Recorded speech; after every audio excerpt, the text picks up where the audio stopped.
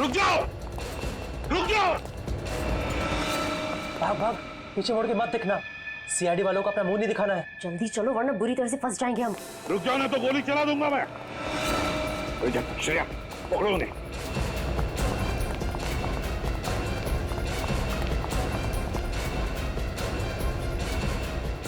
यहाँ क्या है?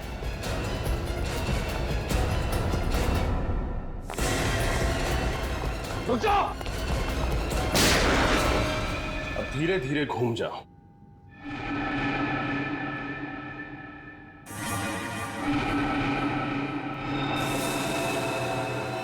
अरे ये तीनों टेबल पर ऐसे क्यों पड़े हैं?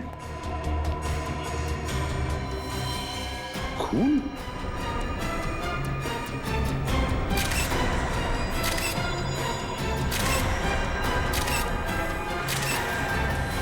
सिर के बीचों बीच गोली लगी है तीनों के। हाँ सर। हेलो रजत सर, ये इन तीनों के सिर में गोली मारी गई है। लगता है उन तीनों ने ही खून किया इनका। छोड़ो मत उन्हें, पकड़ो उन्हें। 3-3 खून कर दिए तुम लोग। क्या सोचा था हमसे बच के निकल जाओगे? खून? लेकिन हमने किसी का खून नहीं किया है। झूठ मत बोलो। कॉन्फ्रेंस रूम में पड़ी 3 लाशें गवाह हैं तुम्हारे जुर्म की। हम सच कह रहे हैं सर, हम यहाँ उनसे मिलने आए थे, उन्हें मारने नहीं। अगर आप लोगों ने किसी को मारा नहीं तो फिर भाग क्यों रहे थे? क्योंकि जिस मकसद से हम यहाँ आए थे वो तभी पूरा होगा अगर आप हमें पकड़े नहीं, जाने दें। कैसा मकसद? ये देखिए सर। हाँ। ये रहा चेक और इसके ऊपर खून लगा हुआ है। सर वो तीनों तो चेक लेने के लिए आए थे, तो फिर चेक लिए बिना कैसे चले गए? वही तो, आए थे चेक लेने के लिए लेकिन चेक लेकर ही नहीं गए। और तो और साथ साथ इन तीनों का खून करके चले गए। ये कैसे हो सकता है? पंकज, मिताली को लेकर आओ जल्दी। सर उन तीनों को पकड़ के रखा है। उन तीनों के नाम है मिंटू हसन, सुखी और मनप्रीत। श्रेया उन्हीं के पास है, लेकिन सर वो बार बार एक ही बात कह रहे हैं कि उन्होंने ये खून नहीं किए। मिंटू हसन, सुखी और मनप्रीत कह रहे खून नहीं किया। रजत, डॉक्टर तारिका को बुलवा लेते हैं और उससे इन तीनों की गन पाउडर टेस्ट करवाते हैं। पता चल जाएगा कितना सच बोल रहे कितना झूठ। सारे कमरे की अच्छी तरह से तलाशी लेते हैं, कुछ ना कुछ तो जरूर मिलेगा। चेक करो।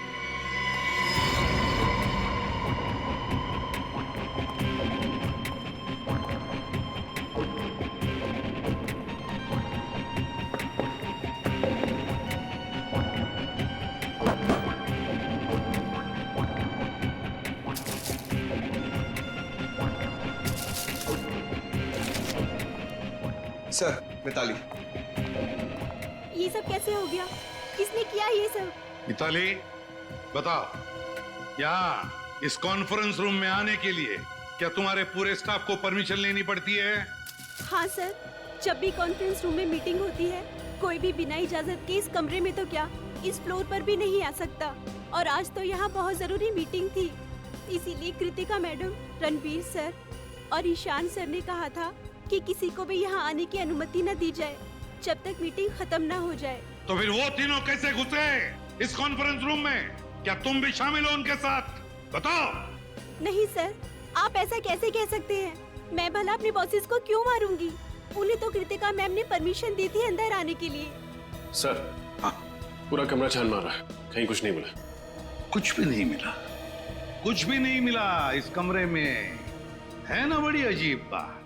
यहाँ इस कॉन्फ्रेंस रूम में आने के लिए और यहाँ से बाहर जाने के लिए सिर्फ एक ही दरवाजा है। यही दरवाजा है ना? हाँ सर। फिर ये सब हुआ कैसे? कैसे हुआ ये सब? जब हम लोग यहाँ आ रहे थे तब ये तीनों भी, मिंटू हसन, सुखी और मनप्रीत, भागे जा रहे थे यहाँ से। क्यों? और वो भी बिना चेक लिए। सारा चक्कर क्या है? कुछ ना कुछ तो गड़बड़ जरूर है। सर, हाँ, ये भी तो हो सकता है कि इन तीनों ने एक दूसरे को मार दिया हो। नहीं पंकज, मुझे नहीं लगता ऐसा हुआ है। अगर ये तीनों एक दूसरे को मारते तो कोई ना कोई गन तो हमें मिलती। कोई ना कोई गन। नहीं नहीं नहीं नहीं नहीं, इस सारी गुत्थी का जवाब इन तीनों के पास है। मिंटू हसन, सुखी, मनप्रीत।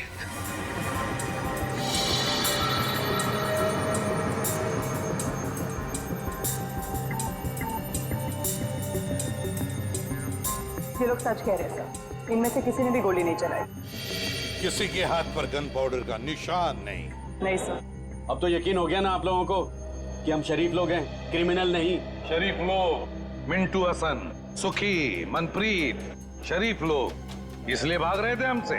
दरअसल हमें यहाँ आर्यन और शिमोना ने भेजा था एक 2.5 करोड़ का चेक लेने, लेकिन इससे पहले कि हम तीनों को मिल पाते गोलियां चल गई और हम लोगों को लगा कि पतली गली से कट लेने में ही समझदारी है। पतली गली से कट लेने में ही समझदारी है।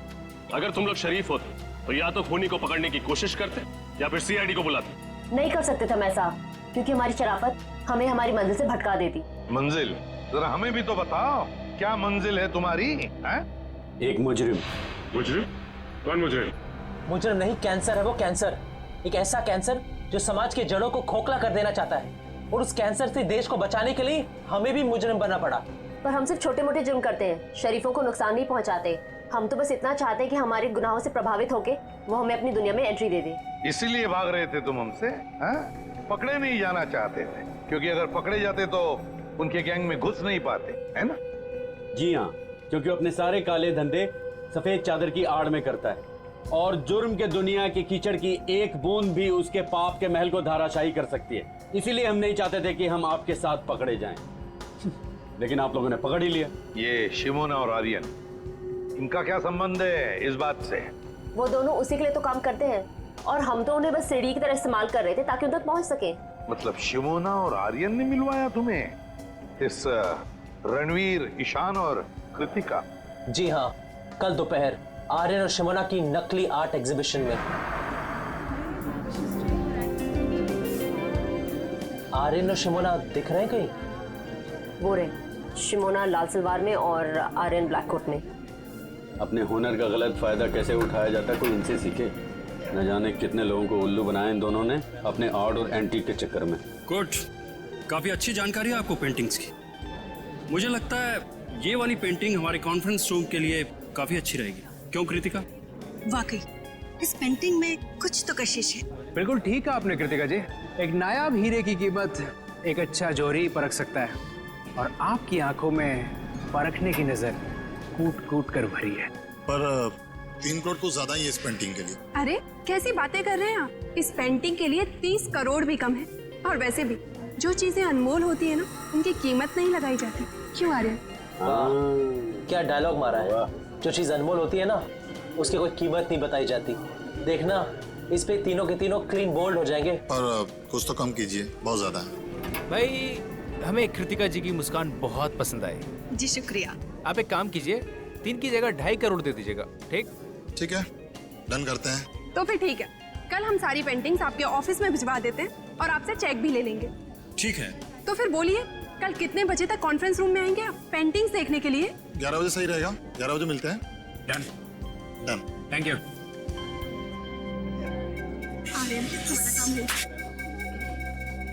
वैसे बहुत अच्छा फ्लर्ट कर रहे थे आप कृतिका जी के साथ। क्यों, तुमको बहुत जलन हो रही है क्या?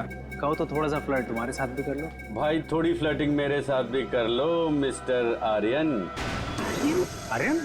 नहीं, आर्यन नहीं, मेरा नाम केतन है। और मेरा नाम नटवरलाल। और ये सिमोना नहीं, मोना डार्लिंग। हाँ? लेकिन आप लोगों को ये कैसे पता चला? और हमें ये भी पता है कि कैसे तुम 200-500 रुपए की घटिया पेंटिंग्स को लाखों करोड़ों में बेचकर मासूम लोगों को चूना लगाते हो।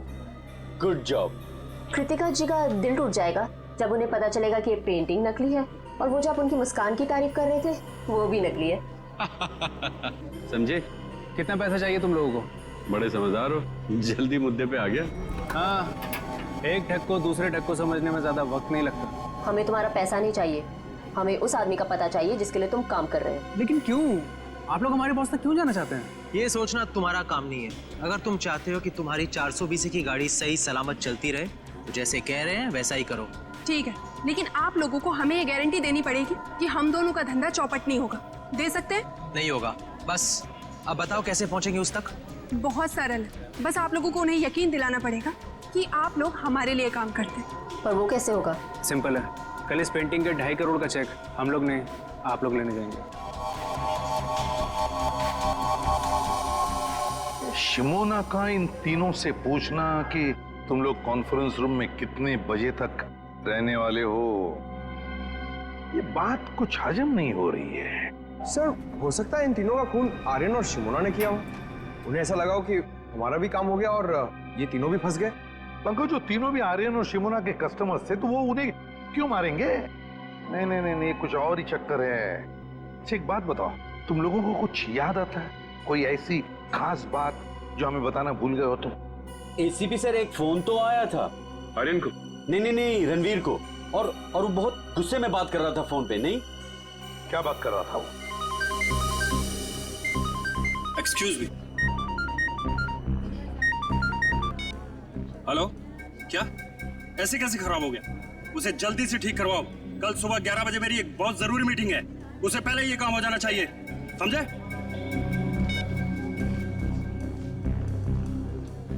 मिस्टर रणवीर, या मेरी अभी अपने कारपेंटर से बात हो गई है। आज रात को ही जाकर वो ये आपके कॉन्फ्रेंस हॉल में खूबसूरत पेंटिंग लगा देगा। ओह नाइस, ये तो बहुत अच्छी बात है। इसका मतलब कल सुबह जब हम ऑफिस पहुंचेंगे तो ये पेंटिंग दीवार पर लगी होगी। बिल्कुल। गुड। और हमारी जगह चेक लेने के लिए ये तीनों आएंगे। ओह, कौन है ये तीनों? ये तीनों भी हमारे साथ ही काम करते हैं। और जैसे ही हम यहाँ पहुंचे गोलियां चलने लगी। उसके बाद क्या हुआ आपको तो पता ही है। कुछ ना कुछ तो गड़बड़ जरूर है, कुछ ना कुछ तो गड़बड़ जरूर है। वरना इस आर्यन ने रात को फोन करके तुरंत पेंटिंग्स क्यों लगवा ली कॉन्फ्रेंस रूम में? कुछ ना कुछ तो गड़बड़ जरूर है। क्या तुम लोगों ने इन दोनों को देखा था बिल्डिंग में? नहीं, वो दोनों तो यहाँ कहीं नजर नहीं आए। कहीं भी दिखाई नहीं दिए। तो फिर ये खून किया किसने? ये खून किया किसने? किसने किया ये खून? आसान के पता चला गोलियां कैसे चली? हाँ पता तो चला है कुछ, शायद मदद मिल जाए। तो बता दे। उसे कृतिका, ईशान और रणवीर ऐसे ही बैठे थे ना कॉन्फ्रेंस रूम में? बिल्कुल ऐसे ही बैठे थे और तीनों के सिर के बीचों बीच गोली लगी है। और वो गोली एक ही कैलिबर की है बॉस, जो तीनों को लगी है। और तीनों को गोली 55 से 60 डिग्री के एंगल से चली है, ऐसे।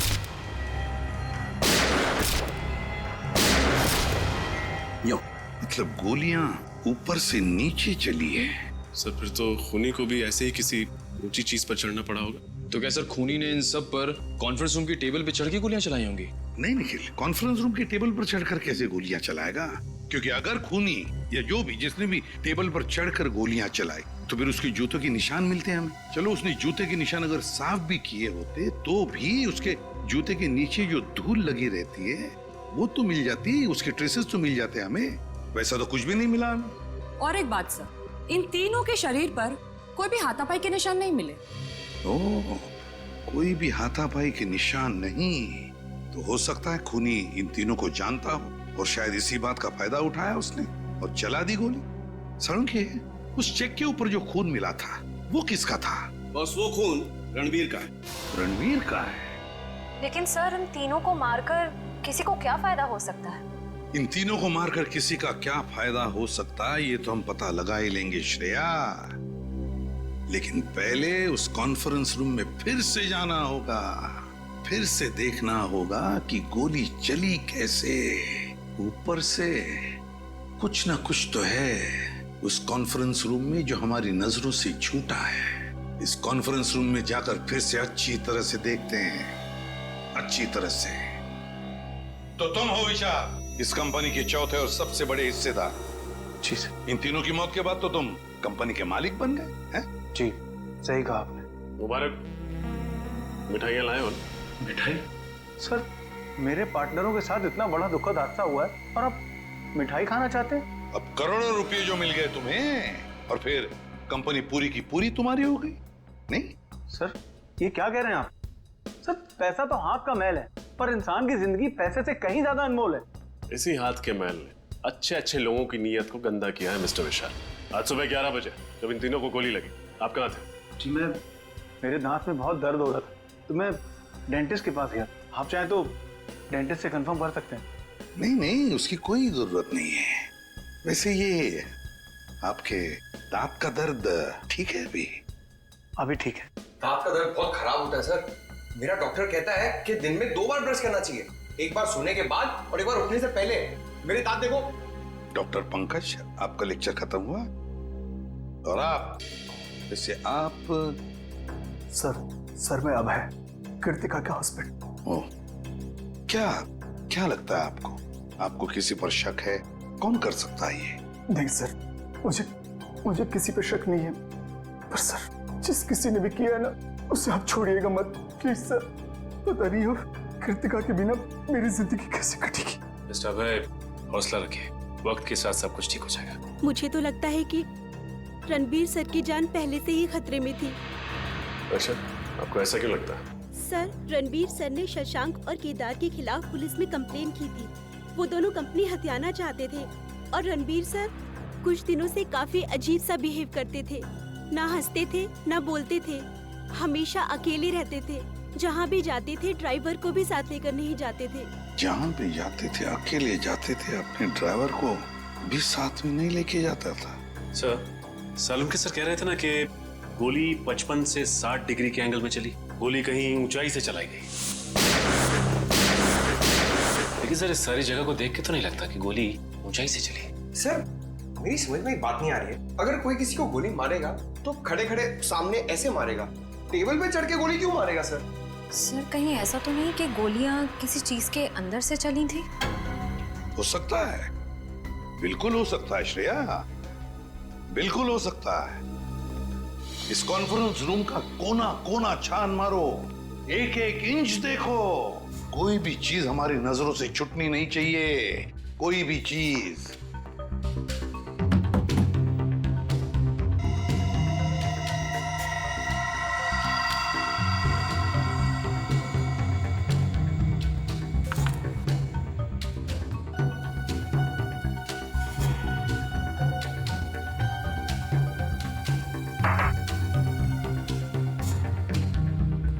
सर, फिर से कुछ नहीं मिला। रजत, एक बात समझ में नहीं आ रही है। इतना बड़ा प्रोजेक्टर का स्क्रीन है, प्रोजेक्टर का रिमोट है, मगर प्रोजेक्टर कहीं दिखाई नहीं दे रहा है। क्योंकि सर प्रोजेक्टर सीलिंग के अंदर लगा हुआ है। प्रोजेक्टर सीलिंग के अंदर लगा हुआ है? अच्छा, तो क्या हम उसे नीचे उतार सकते हैं? जी सर। कैसे? सर वो जो रिमोट में ऊपर वाला बटन है उसको दबाएंगे आप तो ये प्रोजेक्टर नीचे आ जाएगा।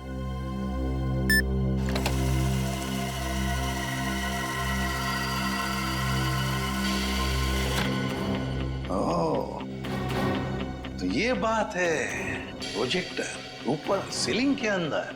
विशाल जी, एक बात बताइए, ये रणवीर, ईशान और कृतिका, ये तीनों भी क्या मीटिंग के वक्त इन्हीं कुर्सियों पर बैठते थे या कहीं पर भी?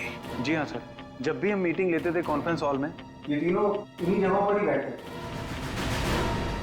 इन्हीं 3 कुर्सियों पर बैठते थे। रजत, उतारो इस प्रोजेक्टर को नीचे, खोलो।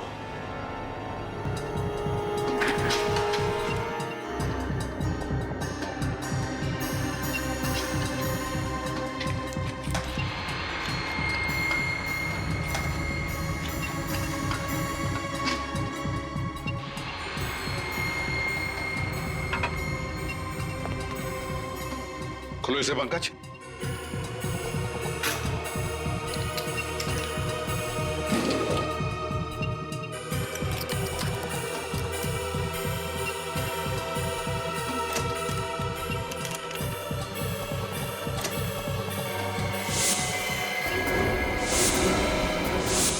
वाह रे वाह, इसमें तो गन फिट की गई है।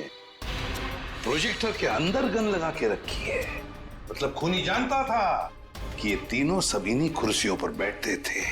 जैसे इन कुर्सियों पर बैठे, प्रोजेक्टर के गन में से गोलियां चली और काम खत्म। हाँ सर, ये तीनों बेचारे कहाँ जानते थे कि प्रोजेक्टर के नीचे आते ही और गोलियां चलेंगी और तीनों मारे जाएंगे। मगर सर, प्रोजेक्टर में गन फिट की किसने? गन फिट की किसने? सर मिंटू हसन कह रहे थे ना कि उन्होंने रणवीर को फोन पर किसी से बात करते हुए सुना था और रणवीर कह रहा था कि आज ही ठीक हो जाना चाहिए। उसे जल्दी से ठीक करवाओ। कल सुबह 11 बजे मेरी एक बहुत जरूरी मीटिंग है, उसे पहले ये काम हो जाना चाहिए, समझे? कहीं रणवीर इस प्रोजेक्टर की बात तो नहीं कर रहा था? हाँ, हो सकता है। मिताली, क्या मीटिंग से पहले किसी ने इस प्रोजेक्टर को हाथ लगाया था? कोई रिपेयर करने आया था? सर, कल रात को आर्यन और शिमोना आए थे ये पेंटिंग लगाने के लिए। उसी दौरान एक इंजीनियर भी आया था प्रोजेक्टर ठीक करने के लिए। उस वक्त आप यहाँ थे? नहीं सर, मैं नहीं थी। रात हो गई थी तो मैं घर चली गई थी। मुझे वॉचमैन ने बताया। कौन था ये इंजीनियर? पता नहीं सर, कोई नया इंजीनियर था। वॉचमैन कह रहा था कि पहली बार देखा है। उस इंजीनियर ने अपना नाम, पता, नंबर तो दिया होगा? नहीं सर। कोई नया इंजीनियर जिसका नाम नहीं, पता नहीं, नंबर नहीं। वाह रे वाह, बहुत बड़ी प्लानिंग की इस खूनी ने। पहले इसने प्रोजेक्टर को बिगाड़ दिया, फिर अपने ही आदमी को बुला लिया इसे रिपेयर करने के लिए, इस नए इंजीनियर को, और उसके जरिए उसने ये गन फिट कर दी इस प्रोजेक्टर में। मगर ये इंजीनियर उसी वक्त आया था जिस वक्त आर्यन और शिमोना ये पेंटिंग लगाने आए थे। ओह, तो इसका मतलब है आर्यन और शिमोना, ये दोनों का कोई ना कोई कनेक्शन जरूर है इन 3 खूनों के साथ। सर, ये आर्यन और शिमोना हर जुर्म से पहले अपनी पहचान बदल लेते हैं। शायद इस वक्त भी अपने नए जुर्म के बारे में सोच रहे हैं। हाँ, तो पता लगा ये आर्यन और शिमोना इस बार अपने चेहरे पर कौन सा नया चेहरा लगाने वाले हैं। शशांक और केदार, पता है इस कागज में क्या है? क्या लिखा है सर? तुम्हारे अतीत का इतिहास। कैसा इतिहास? किस तरह आप लोग बड़ा मगरमच्छ बनकर छोटी मछलियों को खा जाना चाहते हैं, इसका इतिहास। अब तक कुल 15 कंपनियों को आप लोग अपनी कंपनी में शामिल कर चुके हैं, या तो पैसे का लालच देकर या फिर धोखाधड़ी से। इसमें गलत क्या है सर? हर बिजनेसमैन का एक सपना होता है कि वो अपना कारोबार फैलाए। हम लोग बस वही कर रहे हैं। मगर गलत ढंग से कर रहे हैं, गलत ढंग से। ये है वो 7 लोग जिन्होंने तुम्हारे खिलाफ कंप्लेंट दर्ज की है पुलिस में। इसमें रणवीर भी है। सर, वो कहते हैं ना, इंसान जैसे जैसे कामयाब होने लगता है तो उससे जलने वालों की तादाद भी बढ़ने लगती है। ये लोग जलते हैं हमसे सर। झूठ! इसलिए बिना वजह ये लोग हमारी तरक्की में बाधा डालने की कोशिश कर रहे थे। ये लोग झूठ बोल रहे हैं। क्या तुमने इन लोगों को धमकी नहीं दी कि तुम्हारी कंपनी हमें दे दो? हाँ या ना? नहीं सर, हमने इन्हें धमकी नहीं दी थी, सिर्फ प्यार से विनती की। प्यार से विनती की? सीधे सीधे बता दो, क्यों मारा तीनों को? यकीन मानिए मेरा सर, हमने इन्हें नहीं मारा। हाँ सर, हम तो इन्हें जानते भी नहीं है। जानते भी नहीं? ठीक है, निकल, तो दिखाओ इन्हें फोटो। गौर से देखो, पहचानते हो इन्हें? नहीं सर, हम इन्हें नहीं पहचानते। ये शिमोना है और ये आर्यन, आपकी तरह 420। आर्यन और शिमोना, हम ये नाम पहली बार सुन रहे हैं सर। हाँ सर। सर, मुझे लगता है ये दोनों सच कह रहे हैं। उन तीनों के खून में इनका हाथ नहीं है। श्रेया, इतनी जल्दी ये कहना ठीक नहीं है। और अगर मान भी लिया कि इन दोनों ने खून नहीं किया, तो फिर खून किया किसने? ये खून किसी ऐसे आदमी ने किया जो अंदर वाला है, अंदर वाला, और जो जानता था कि ये रणवीर, ईशान और कृतिका वहां उस कॉन्फ्रेंस रूम में 11 बजे आने वाले थे। सर, जिस क्लाइंट के साथ मीटिंग थी, हो सकता है वही हो इस सब के पीछे। हम मगर विशाल और मिताली, इन दोनों ने तो हमें उसके बारे में कुछ नहीं बताया। सर, हो सकता है उन दोनों को पता ही ना कि ये मीटिंग आखिर थी किसके साथ। हो सकता है। सर, अक्सर जो बातें साथ वालों को पता नहीं होती हैं, वो बातें उनके ड्राइवर्स को पता होती हैं। तो ठीक है, ड्राइवर से पूछताछ करो।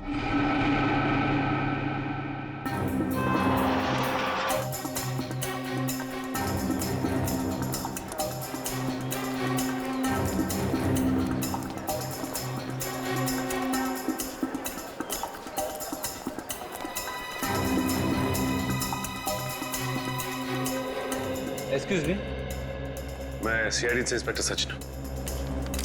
आप जरा ये दोनों फोटो देखिए। क्या ये लड़का और लड़की आपके यहाँ पासपोर्ट बनवाने आए थे क्या?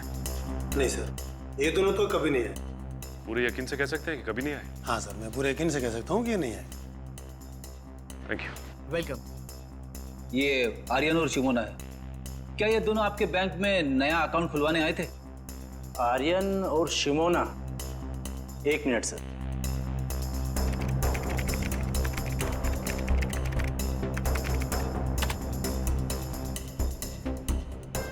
नहीं सर, इन्होंने हमारे यहाँ कोई अकाउंट नहीं खुलवाया है। कोई बात नहीं, ये मेरा कार्ड है। अगर ये दोनों आपके बैंक में आए तो मुझे फौरन इन्फॉर्म कर दीजिए। Okay sir. Okay, thanks.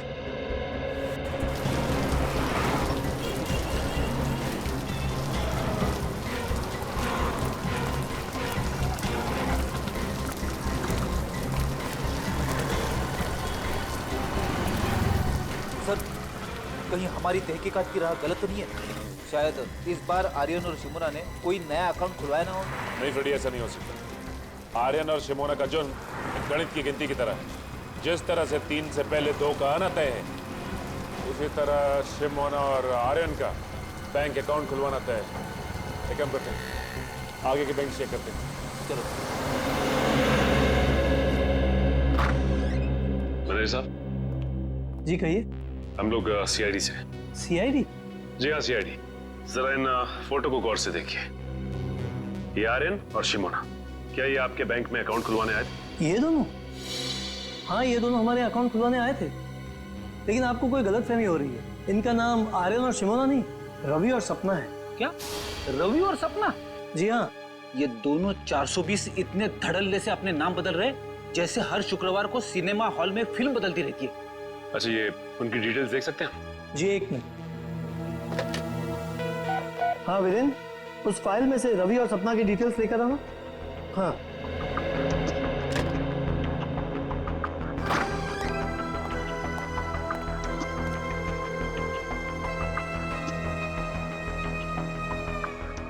ये रहे इनकी डिटेल्स।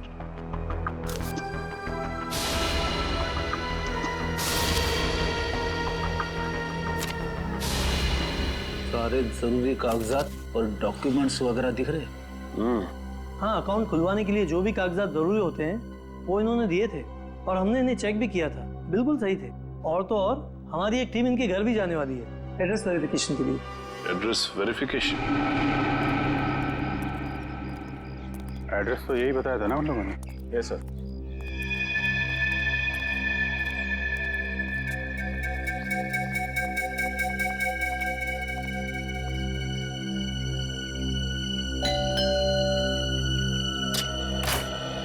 मिस्टर रवि। जी बोलिए। हम लोग ASDC बैंक से आए हैं आपके घर का वेरिफिकेशन करने। आपने नया खाता खोलने के लिए एप्लीकेशन दिया है ना? हाँ, आइए। आइए।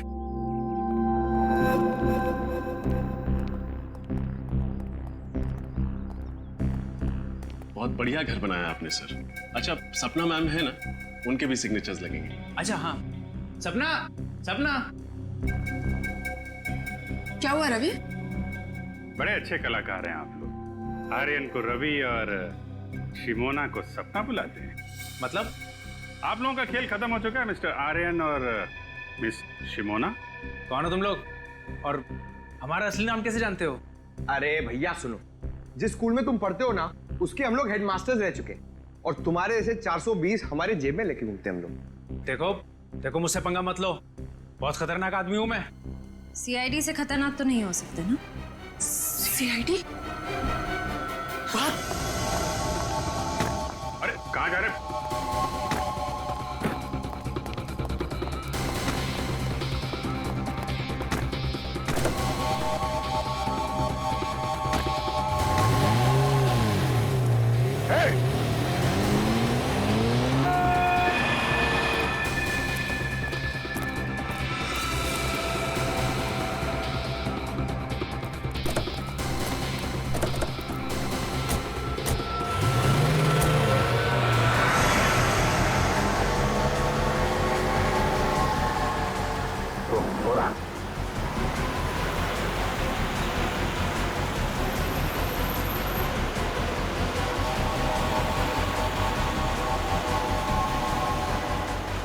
थोड़ा और तेज है सर।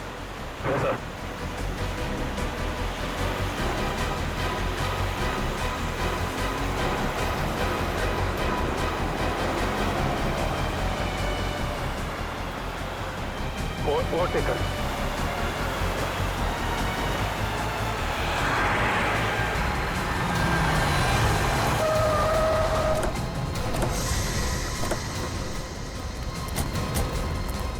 बारह।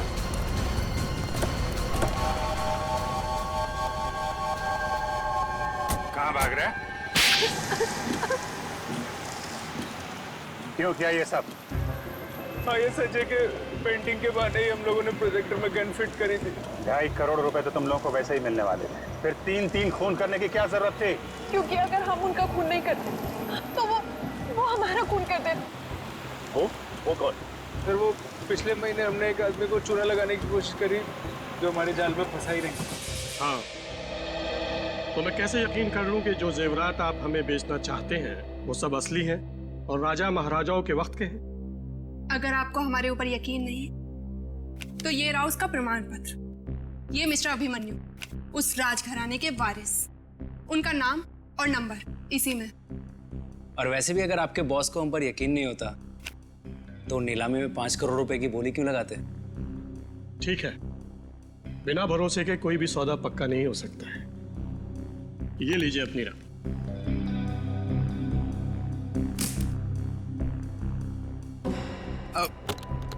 Thank you. शुक्रिया। Thank you. हेलो, क्या? अरे पकड़ो इन्हें! अरे सब नकली है! अरे जेवरात नकली है, पकड़ो!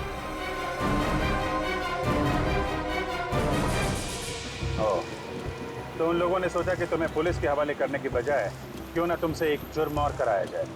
सर, हम तो खून करने के बारे में सोच भी नहीं सकते। हम लोगों से पैसे ले, उनकी चाहने नहीं लेते। खून करने से इतना ही परहेज था तो क्यों साथ दिया उन लोगों का?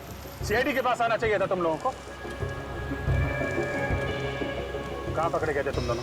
सर वो होटल रिज में। Hotel ridge? Excuse me.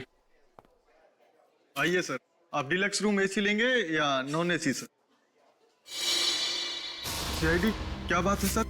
सब ठीक तो है ना? ठीक तो कुछ भी नहीं है। इन तीनों को जानते हो? नहीं तो सर। नहीं पहचानते? मैं नहीं पहचानता सर। बुला अपने मैनेजर को। अरे वो रहे। मैनेजर साहब, जल्दी आइए, सीआईडी वाले आए हैं। क्या हुआ सर? इन फोटोज को जरा ध्यान से देखिए। ये रणवीर, ये आर्यन और ये शिमोन। जरा डिटेल चेक करके बताइए, क्या ये आपके होटल में आए थे? ठीक है सर। नहीं सर, ये नाम के लोग तो हमारे होटल में कभी नहीं आए। शायद नाम बदल कर रह रहे हो। सर, नाम बदल के आए होंगे तो पता नहीं, लेकिन पहले इन्हें इस होटल में आते हुए कभी नहीं देखा सर, जहाँ तक मेरा ख्याल है। जहाँ तक आपका ख्याल है? हेलो, हाँ जरा अंदर आना तो।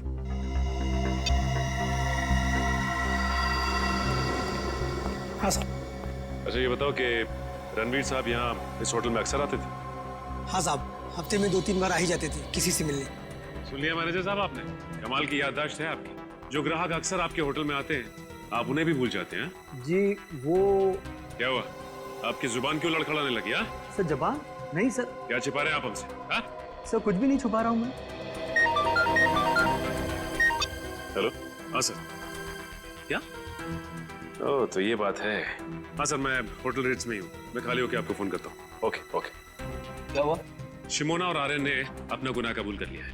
10 दिन पहले इसी होटल में एक ज्वेलरी एग्जीबिशन हुआ था, जिसमें फिर से उन लोगों ने एक बार किसी को बेवकूफ बनाने की कोशिश की, लेकिन नाकामयाब रहे। अब क्या कहना है आपका मैनेजर साहब? हाँ, हम लोगों को माफ कर दो सर। किसी ने हम लोगों को पैसे दिए थे ताकि आप लोगों के सामने मुंह ना खोले। अब मुंह खोलने का समय आ गया है। अब ये बताओ कि ये पैसे तुम्हें किसने दिए थे, और रणवीर इस होटल में किससे मिलने आता था? सर वो।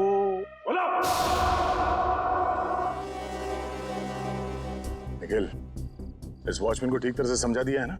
हाँ सर, समझा दिया, लेकिन थोड़ा डरा हुआ है। सर ये जो कोई भी है जो आर्यन और शिमोना को फंसा रहा है, बहुत चालाक है। वो खुद तो कभी सामने नहीं आया, उसने अपना सारा काम अपने स्टाफ के जरिए करवाया। आशय, पर अब इस चेहरे का मुखौटा ज्यादा देर तक नहीं रहेगा। बहुत जल्द हम इसके जुर्म के खेल का पर्दाफाश कर देंगे। सर, नाम लिया और मुजरिम हाजिर।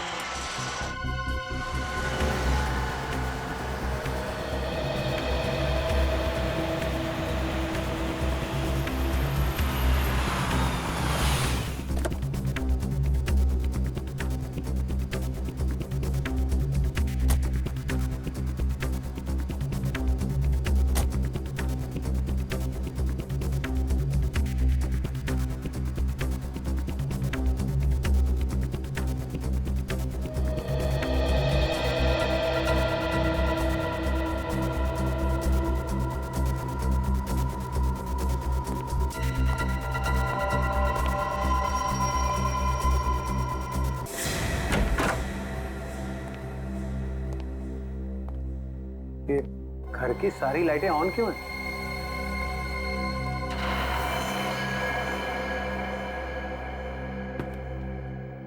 कौन है?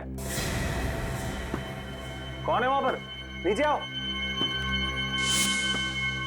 अरे क्या हाल है विशाल भाई, कैसे हो? दांत का दर्द कैसा है? मैंने कहा था ना आपको 2 बार ब्रश करना सोने के बाद उठने से पहले। तुम यहाँ क्या कर रहे हो? क्या आप मुझे यहाँ देख के खुश नहीं है? तो जरा पलट के इस तरफ देखो, शायद हमें देख के कुछ खुशी मिल जाए आपको। अरे सर, आप लोग यहाँ पर मेरे घर में? क्या खूनी का पता चल गया सर? हाँ पता चल गया, तो हमने सोचा कि खुद चल के अपने हाथों से उसका जबड़ा हिला दे। जबड़ा हिला दे? सर तो उसके लिए तो आपको खूनी के घर में होना चाहिए, फिर भला आप यहाँ मेरे घर में क्या कर रहे हैं? अपना एक गाल जरा यहाँ लाना। अरे सर आपको मुझ पर शक है? शक नहीं, पूरा यकीन है। सर कहाँ जा रहे हो विशाल बाबू? अपनी कंपनी का शेयर छोड़ चल। मेरे मिट्टू, अब एक अच्छे तोते की तरह चुपचाप सच बताना शुरू करते हैं, समझा? बोल। सर ये सच है कि मैंने रणवीर, ईशान और कृतिका के खून में साथ दिया था, और सर मैंने उनके खून की साजिश नहीं रची थी सर। तुमने नहीं रची? नहीं सर। तो फिर किसने रची? मुझे नहीं मालूम सर वो कौन, मैं उससे कभी मिला भी नहीं सर। सर वो हमेशा अपने वकील को भेजता था मुझसे बात करने के लिए। सर लगता है हमें गुमराह करने के लिए कहानियां बना रहा। उन तीनों की मौत के बाद सारी दौलत तो इसकी हो गई, उसके पास सबसे ठोस वजह थी उनको मारने की। नहीं मैम, सर वो चाहता था कि मैं इस कंपनी को दिवालिया घोषित कर दूं और उसके बाद इस कंपनी को एक नकली फर्म में बेच दूं, ताकि वो बाद में उस नकली फर्म से कंपनी को वापस खरीद ले। बहुत लंबी प्लानिंग की थी खूनी ने। अब तुम एक काम करो, उस वकील को फोन लगाओ और उससे वो कहना जो अब हम तुम्हें बताएंगे। हैं? विशाल, आखिर कौन सी ऐसी जरूरी बात थी जो तुम इस अनजान जगह पे कर रहे हो? अगर तुम चाहते तो ये बात ऑफिस में भी हो सकती थी। सुरेश जी बात बहुत जरूरी थी, इसलिए मुझे आपको यहाँ बुलाना पड़ा। कौन सी जरूरी बात थी? सुरेश जी, रणवीर ने ये कंपनी हमें बेचने से पहले किसी और को बेच दी है। अब इस कंपनी को बेचने का हक हमारे पास नहीं है। एक मिनट, क्या कहा आपने? इस कंपनी को बेचने का हक आपके पास नहीं?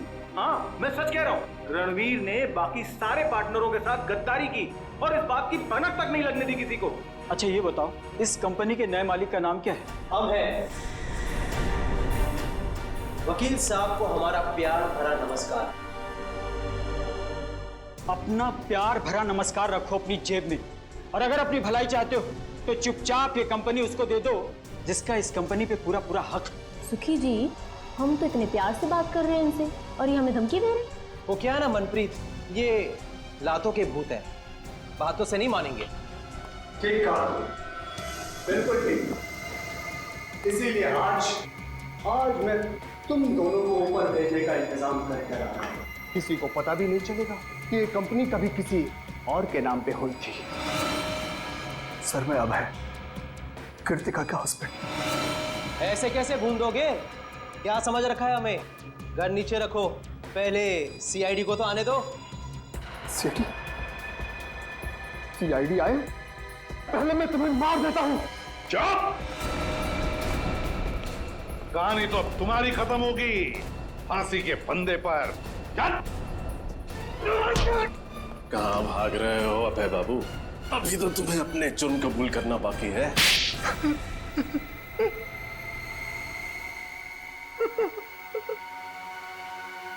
तीन खून करके पेट नहीं भरा तो और 2 खून करने चले थे। हा? और खून करूंगा मैं, और करूंगा। जो भी मेरे और मेरी कंपनी के बीच में आएगा वो सबको मरना पड़ेगा। गद्दारी की थी मेरी पत्नी कृतिका ने मेरे साथ। कैसी गद्दारी? मैंने कृतिका, ईशान और रणवीर को पार्टनर बनाया था अपनी कंपनी में, ताकि वो तीनों मेरी मदद कर सके बिजनेस में, और उन तीनों ने मिलकर मेरा ही पत्ता काट दिया मेरी कंपनी से। और ये विशाल जिसे मैंने लाया था, इसका हिस्सा मुझसे भी ज्यादा है मेरी कंपनी में। और इसलिए तुमने विशाल को अपने साथ मिला लिया और प्लान बनाया रणवीर, ईशान और कृतिका को मारने का, है ना? क्यों विचार? फिर तुमने आर्यन और शिमोना की मदद ली और कॉन्फ्रेंस रूम के प्रोजेक्टर में वो मैकेनिज्म फिट कर दिया और ये बेचारे तीनों के तीनों मारे गए। तुम्हें पता था कि तीनों मरने के बाद इनका सारा हिस्सा विशाल को मिलेगा और विशाल कंपनी का मालिक बनेगा, और फिर किसी भी तरह से तुम विशाल से कंपनी हथिया लोगे, क्यों? है ना? हाँ, पर क्या करता मैं? क्या करता मैं?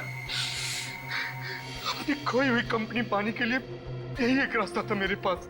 पर अफसोस अभय जी, तुम्हारा ये रास्ता फांसी के फंदे पर जाके खत्म होता है, फांसी के फंदे पर। और विशाल, तुम भी नहीं बच सकते, क्योंकि मुजरिम का साथ देने वाला भी उतना ही बड़ा मुजरिम होता है। ले जाओ इन। चलो सर मुझे माफ कर दीजिए सर, सर मुझे माफ कर दीजिए सर, चलो सर मेरे कुछ नहीं है सर, मुझे माफ कर दीजिए। केस तो सॉल्व हो गया। हाँ रजत, ये केस तो सॉल्व हो गया, मगर वो तीनों कहाँ हैं? मिंटू, हसन, सुखी, मनप्रीत, उन तीनों ने भी बहुत मदद की हमारे इस केस में। पता नहीं कहाँ है सर, उनकी कोई खबर ही नहीं। अच्छे बच्चे हैं, बता रहे थे मंजिल के बहुत करीब पहुंचने वाले हैं। 26 तारीख बजाते रहो, अच्छे बच्चे तो 26 तारीख को बजाते रहो। मिंटू, हसन, सुखी और मनप्रीत बजाते रहो।